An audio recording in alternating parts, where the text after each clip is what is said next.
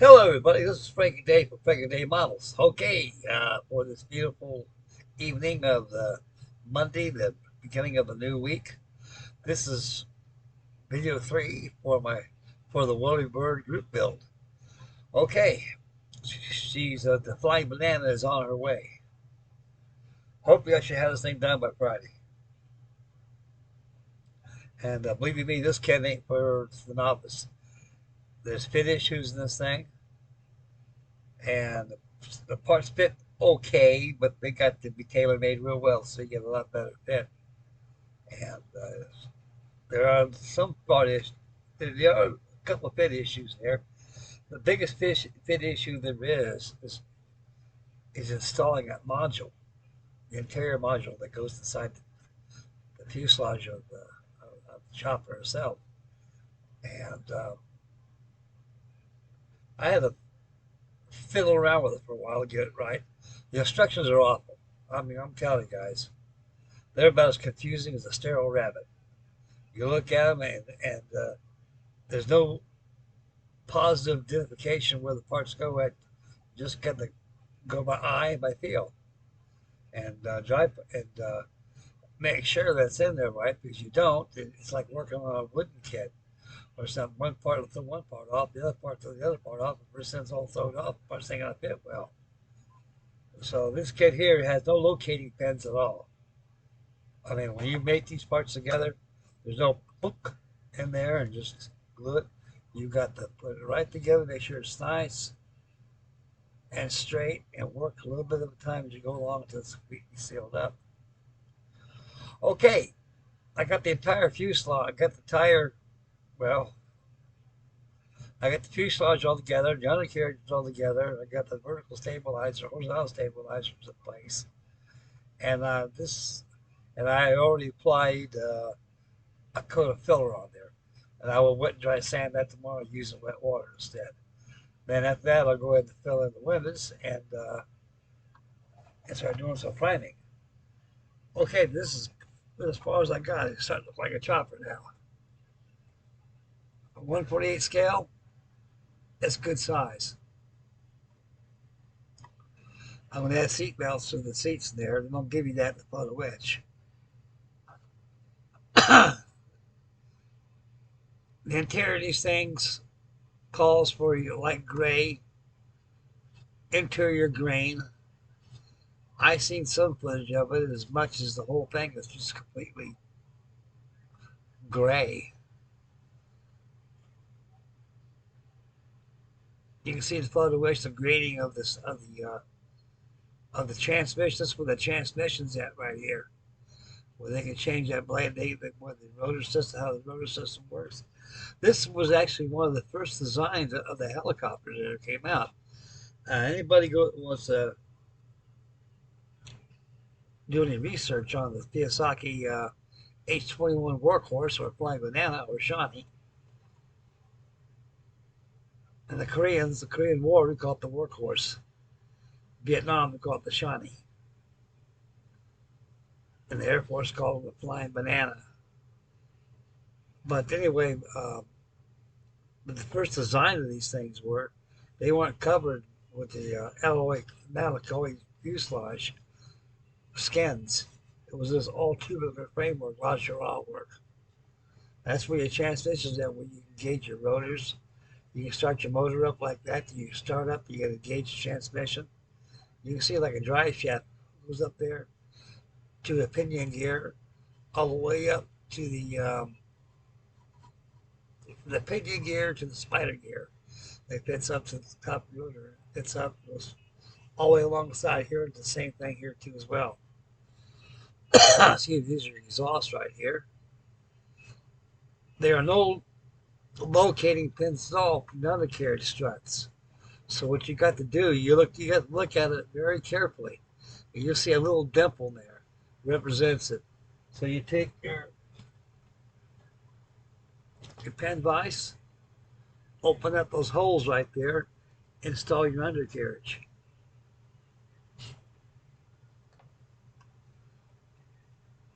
Look at all the glass windows in there. They're installed. Now, For the crew entry door right here, it's all clear plastic with an opening in there. Not an opening, but it's all clear plastic with an outline of a window. That's got to be masked off, and everything else is going to be painted. The same thing applies on the cargo door where they bail out.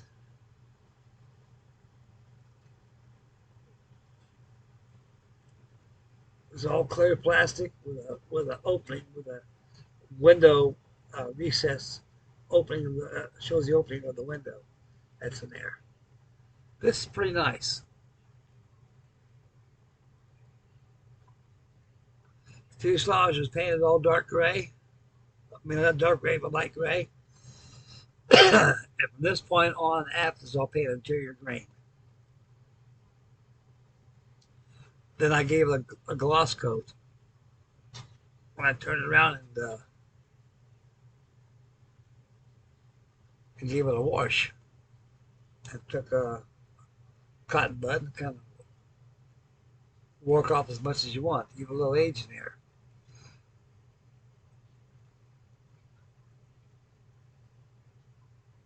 The cargo deck in there where all the benches they got, you got cargo netting benches inside there where they can sit and get up and walk out and jump out. And there's non-skid walkway. It was a catwalk walkway. It was all the way forward to the flight deck of the pilot's department. What I did, I took a metal rule and I cut about a 3/8 strip of black wet and dry sand, 320 wet and dry sandpaper, and I applied a little bit of epoxy at the bottom of it, contact cement, and I glued it to the floorboard so it simulates a non-skid walkway.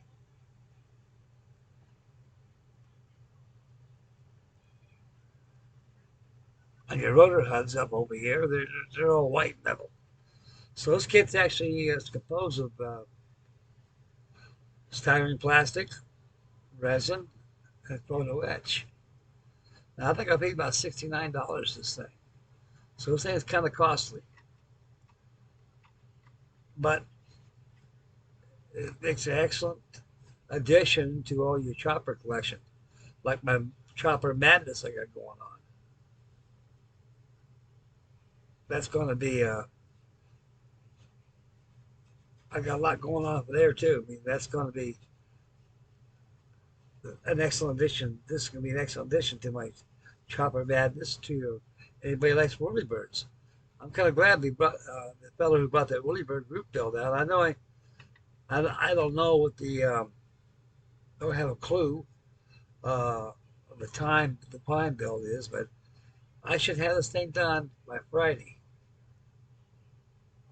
So tomorrow I'm taking off tomorrow. I'm going to sand all this filler off here so it's nice and smooth. Then I'm going to give it a buffer, a nice buffing on my little bus right there, and smooth out nice and smooth. Then I'm going to mask in all these windows right here. I'm going to mask them in. And we get all this filler all done. It's all sanded off. It's all sanded. Like I say, buffered off real good with that buffer I have. Mask off the windows. I'm going to mask off the side of here too. I'm going to go ahead and prime this thing light gray, and I'm going to paint it. There's a lot of PE goes on this thing too, so I'll make sure this thing is completely have all. After I get this all sanded off, I'll go ahead and attach the photo etch parts on the exterior parts of this thing. It's got to be done before you prime it. After it's primed, now for the paint job. Now, the instructions call for olive drab. Now, I was questionable about the olive drab because I remember when I was in Vietnam, I seen a lot of these. A lot of these Shawnees had different paint schedules. The Air Force had them. They were all actually, they were almost like the South Vietnamese when they used them. They actually were a tan, a big green and dark green color. And some were just silver, natural aluminum, and the some were darker olive, were all OD green. They were actually, um, they were OD green. No, they weren't OD green. They were a dark green. So I did some research and came up with this color here. It's dark green by Revell, number 65. I want the same color I used on the Halifax. I'll tell you a story about the Halifax. That's the color this shop is going to be instead of olive drab. The plans call it for OD. The ones I've seen that were uh, OD color, they seemed like maybe they were a darker green than olive drab. They weren't a field drab. No, they were actually a green, dark green color, a dark green. So this is going to be a dark green. In the Korean War, I remember seeing them in the Korean War. Most of them were all aluminum, natural aluminum colors. And after the Korean War, they started getting into the grains. They started getting painted this color, dark green, with the white U.S. Army. Okay, so I got a lot of work to do on the Flying Banana tomorrow, and I'll probably post a video on this again tomorrow before I start to paint it up. It'll be completely done. It'll be all masked off. It'll be all primed, ready to go before I apply this dark green. Okay. On my Airfix, 1963. Not 63. It's 2014. When I bought the Halifax bomber, the one I got, supposed to have to finally reveal the Airfix kit. Didn't too much in the details. In the Airfix one, I did. Well, clumsy me. I wasn't watching what I was doing. I got up, let the dog out.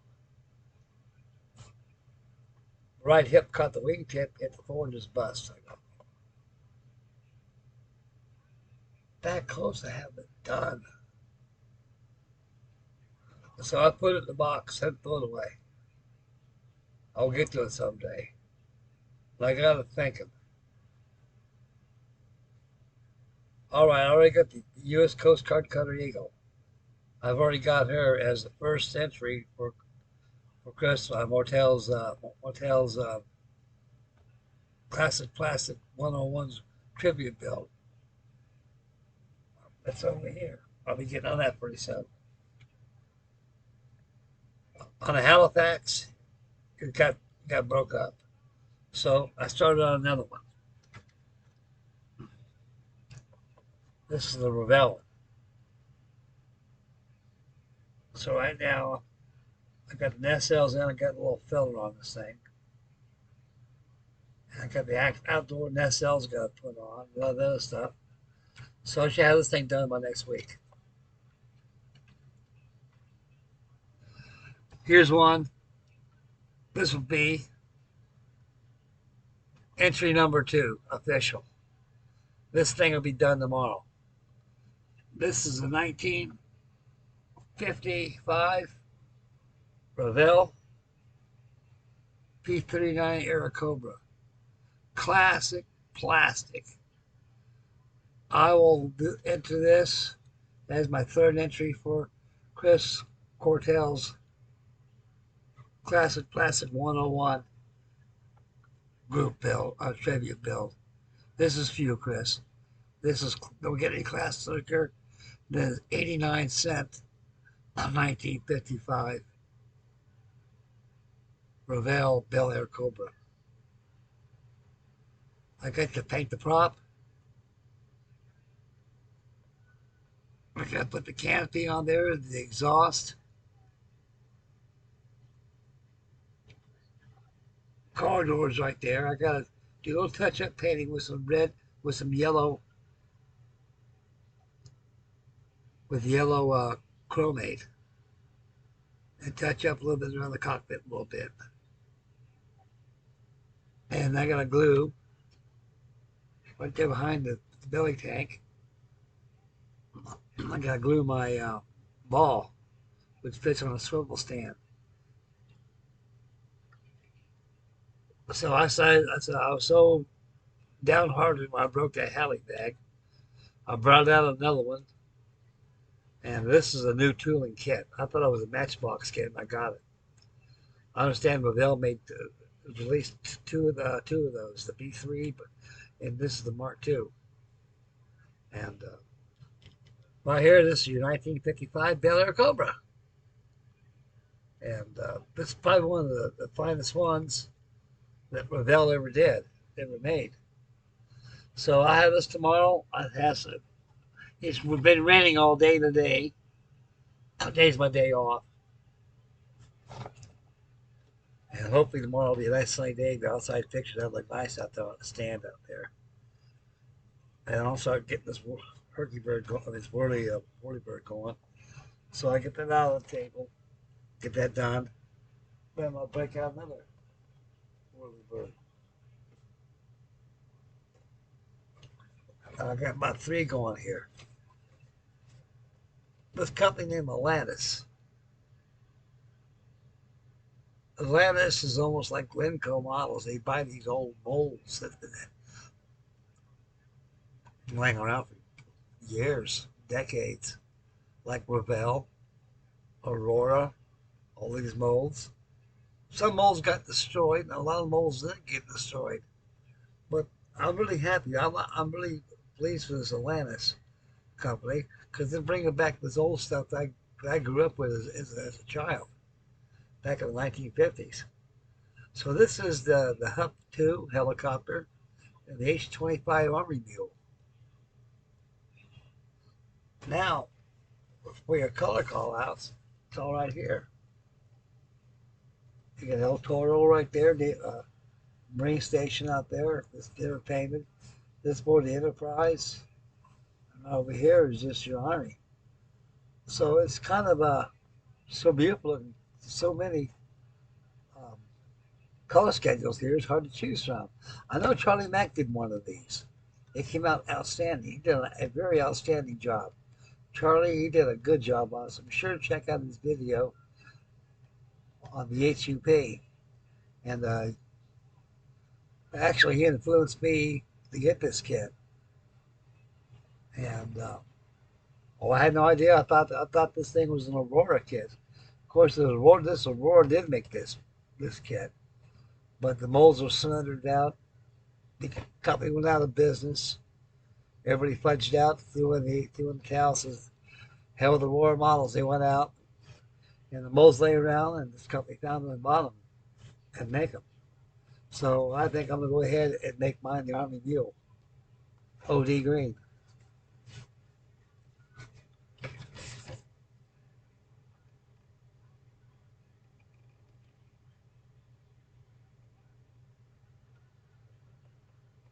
Now I was born to the Big O, the Biscayne, and also the Coral Sea.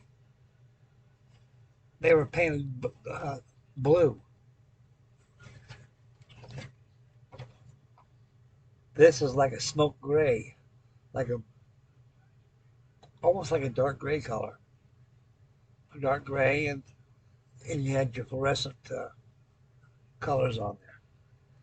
But when I was on the Big O, the Biscayne, and also the Coral Sea, they're all blue, all dark sea blue. And after that,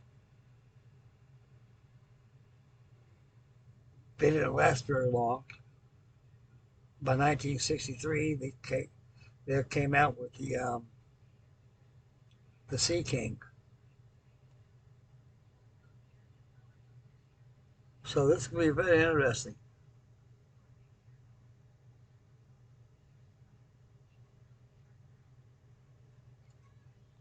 This two will make a good companion with that flying banana. Okay, guys. Excuse me.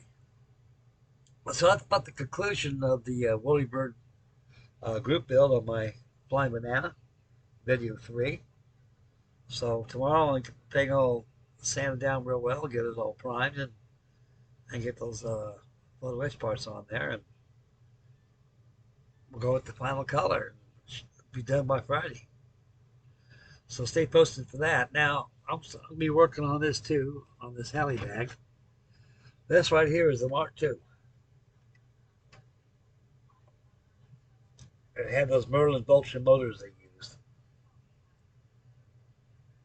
And they presented some kind of a problem on these too. After that, they went to the Pegasus, I think they did, the motors that they used. And they enlarged the vertical stabilizers, the fin. Everything else pretty much kept the same, and they also got rid of the turret, extended the fuselage out probably about 2 more feet, and put a bomb engine's window on there. Now, I bought this kit. Oh Lord, it must have been about 4 years ago. And I was assuming it was the Matchbox kit. I was wrong.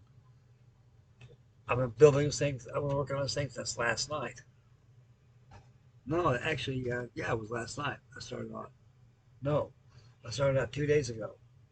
So I've been on this thing now for this is the third day. I've been on it about 3 days now. As I got into the kit, says this ain't no Matchbox kit. This is a new tooling kit. And because I remember that the Matchbox kit was the Mark II, but the blades weren't paddled. They were actually came up. I think it uses big old wooden props they used at the time. Same thing Lancaster, the toothpick props they used. They're all made out of wood. And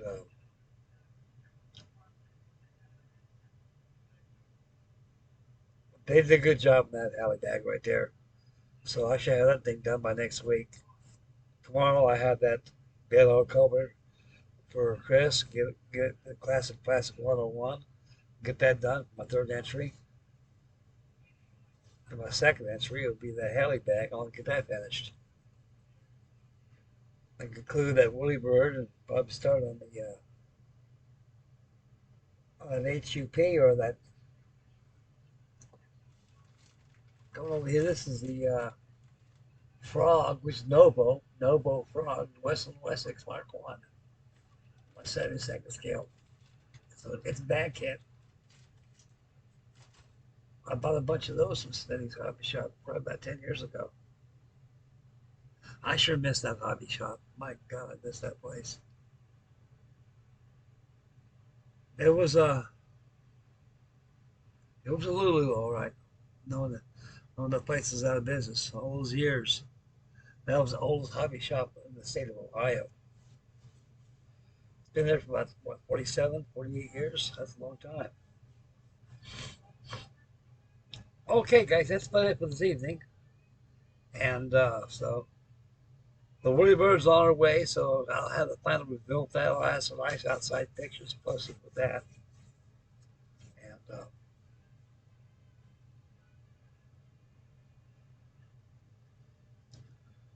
yep, anybody wants to get one of these, get one. It's by Hobby Model on the scale of 148. If you're a beginner, novice, it's up to you. If you dare into it, follow the instructions the best way you can and do a lot of preparation work by sanding the edges nice and flat. Make sure to dry fit first. And like I say, the worst thing about this kit, guys, is no locating pins in this thing. They're just you just get the fit and you gotta make the parts perfectly. You gotta make sure the mirror image perfect. When it's perfect, then glue it. And when it dries, then just go along until it's pretty closed in. Okay, enough rambling. Time to get out of here. And I'll catch you guys on tomorrow for video number 4. She'll be ready to get her clothes on. Okay, we'll see you guys tomorrow. Also, the final reveal for the Bella Cobra. I'll have that for you. All that's left is prop, exhaust, and transparency, and put my stand together, and she's done. Okay, this is Frankie Day Model signing off. Make Mama happy. Take care of the little ones. Stay focused when you drive. Spend wisely. Be aware of your surroundings. And take care of yourselves. And like Stu Avery says, Stuart Models, get kit crazy. And get yourself a kit. And build away and soothe your nerves and problems away. And I'll probably have some live action coming up pretty soon. On what? I don't know. I was thinking, but the best thing to do is I got to put those dark green blotches on my Memphis Belle to be done. I can do that. You got to finish up that big lank over here I've got in front of me, which is on her way of being done. Okay, I'm out of here, guys. It's rambling again. And we'll catch you guys tomorrow, so stay posted for those videos. And thank you very much again. And I'm real deeply honored each one of you guys and your candor, your comments, and views. This is Frank Day Model signing off. We'll catch you guys tomorrow.